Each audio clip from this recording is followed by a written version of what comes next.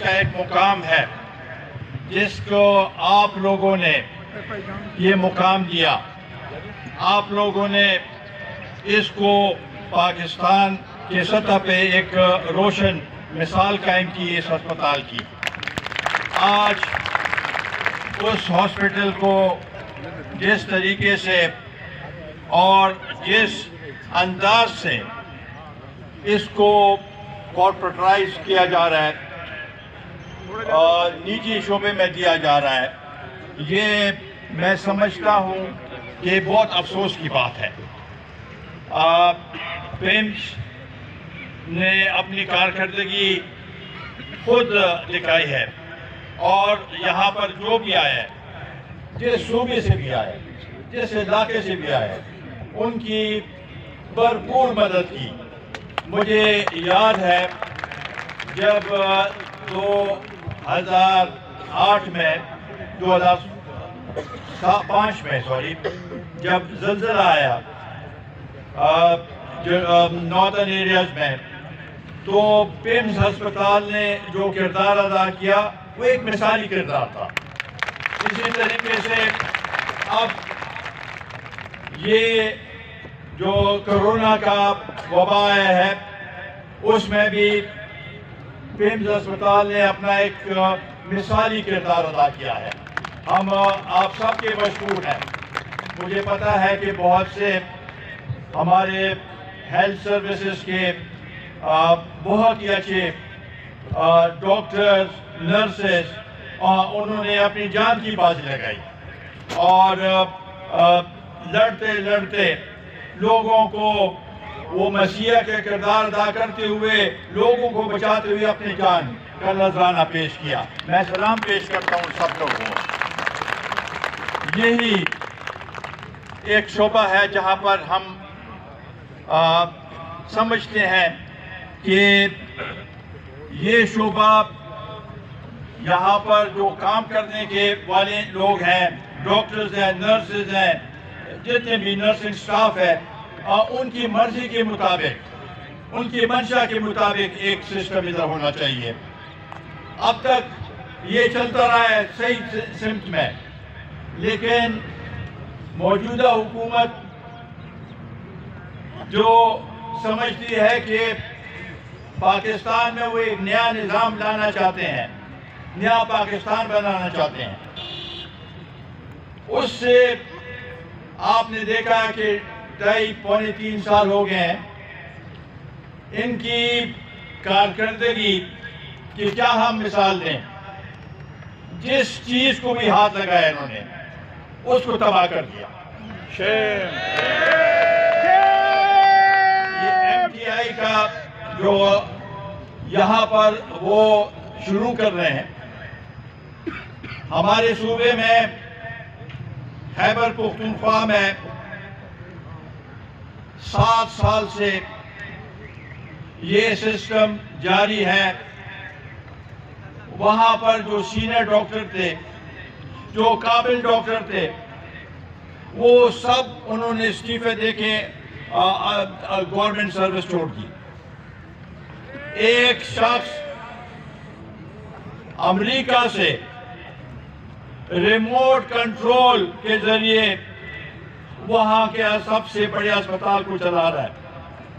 کیسے چلا سکتا ہے؟ وہ اس کو یہ ڈیوٹی اس لیے دی گئی ہے کہ وہ عمران خان کا رشتہ دار ہے.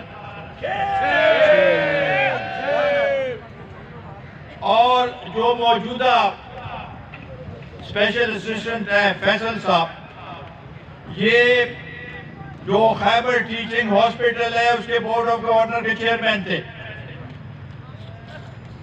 اور آپ سب کو معلوم ہے، مجھے افسوس ہے کہ اس کو اتنا زیادہ ہائی لائٹ ہم نہیں کر سکے، کرنا چاہیے تھا. عمران تو کہتا ہے کہ کرونا سے بچو. وہاں پر خیبر ٹیچنگ ہاسپٹل میں آکسیجن نہ ہونے کی وجہ سے،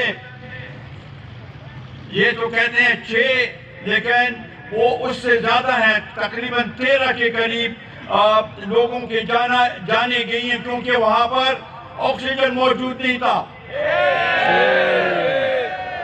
اس کے لیے انکوائری بٹھائی گئی، ایک انکوائری ہوئی، بورڈ آف گورنرز نے انکوائری مقرر کی، ایک انکوائری نے نیچے جو لو گریڈ کے 3 4 5 لوگوں کو قربانی کا بکرا بنایا، شور مچایا ہم نے، تو ایک اور انکوائری مقرر کر دی، لیکن اس کا بھی کوئی نتیجہ نہیں نکلا۔ یہاں پر یہی ہوتا ہے، سیمنٹ کا ہو، گندم کا ہو، پیٹرول کا ہو، کمیشن بنتی ہے، پھر انکوائری بنا دی جاتی ہے، کچھ نہیں بنتا۔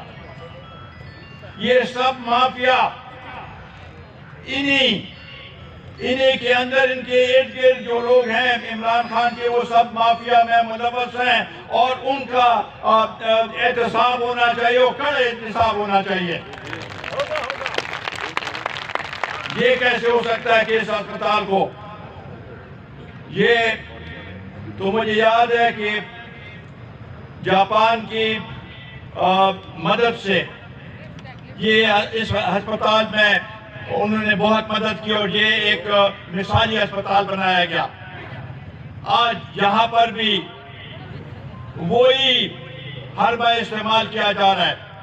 اگر MTI آپ جائیں، ایک وفد لے کے پشاور جائیں، وہاں کے اسپتالوں میں جا کے پوچھیں ان سے کہ آیا یہ سسٹم کامیاب ہے، وہ سب آپ کو کہیں گے کہ ناکام ہے۔ جب ایک سسٹم ناکام ہے تو وہ اس پمپس پہ کیوں مسلط کیا جا رہا ہے، یہ ہم پوچھنا چاہتے ہیں۔ یہ ہم نہیں ہونے دیں گے انشاءاللہ تعالی۔ آپ لوگوں کی دعاؤں سے عوامی قوت یہ ہے، وہ جو لوگ وہاں پر بیٹھے ہوئے ہیں دفتروں میں، وزیر اعظم کے ارد گرد، وہ اس ملک کو تباہ کرنا چاہتے ہیں۔ ہم اس ملک کے رہنے والے ہیں، اور اس ملک کی عوام کی جو خواہشات ہیں اس کے مطابق اس ملک کو چلانے کی ضرورت ہے۔ اگر آپ اپنے منشا کے مطابق ایسے کام کریں گے جس سے لوگوں کو فائدہ نہ ہو بلکہ نقصان ہو، تو اس سے یہ ملک آگے نہیں جا سکے گا۔ آج اگر ہماری اقتصادی صورتحال خراب ہے، آج اگر غریبوں کو آٹا نہیں مل رہا، چینی نہیں مل رہی، ابھی تو سوئی گیس بھی نایاب ہو گیا، یہ سب ان کی غلطیوں کی وجہ سے اس ملک کو ان لوگوں سے چھٹکارا حاصل کرنے کے لیے PDM کے فورم پہ ہم اگر نکلے ہیں تو پھر اپنے مفاد کے لیے نہیں نکلے، اپنے کسی حکومت میں آنے کے لیے نہیں نکلے۔ اگر ہم نکلے ہیں